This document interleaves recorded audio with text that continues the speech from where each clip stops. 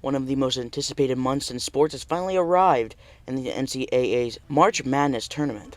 64 teams from across the nation battle for their opportunity to solidify their spot in sports history as the 2023 NCAA national champions, as the bracket for the tournament was released this past Sunday.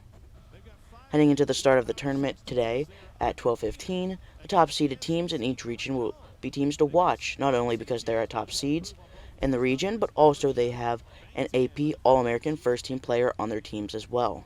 Leading the way in the East region, as the first seed is the 29-5 Purdue Boilermakers, led by their junior star center Zach Edey, who averages 22.3 points, 12.8 rebounds, and nearly 2 assists and blocks a game.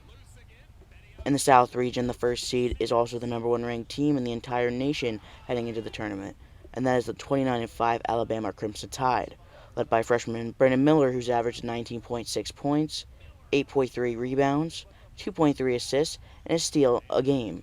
Over in the West is a team who has been a top team in the tournament quite a few times in the last 20 years, 10 times to be in fact, over the tenure of their head coach Bill Self.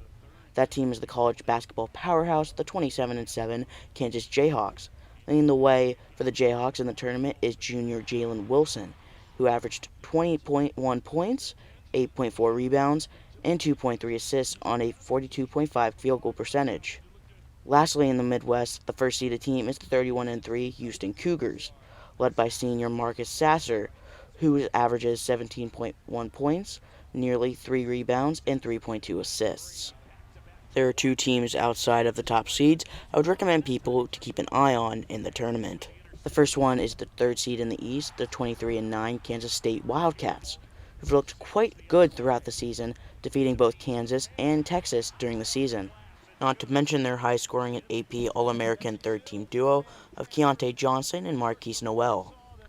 The second team to watch is the 22-13 10th-seeded Penn State Nittany Lions, who have been on quite the impressive run as of late, as they completed upsets against Illinois, Northwestern, and Indiana in the Big Ten tournament, en route to nearly defeating the third-ranked team in the nation and Purdue in a 65-67 thriller.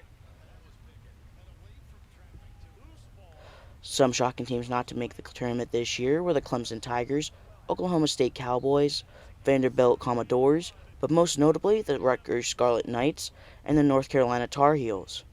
The latter being the first ever team ranked first in the AP preseason poll to miss the tournament since the number of teams raised to 64 all the way back in 1985, even with 4 of their starters from last year's championship runner-up team returning. With all this being said, this year's tournament sure lines up to be a good one, with lots of surprises likely to come. For SUTV News, I'm Austin Bryner.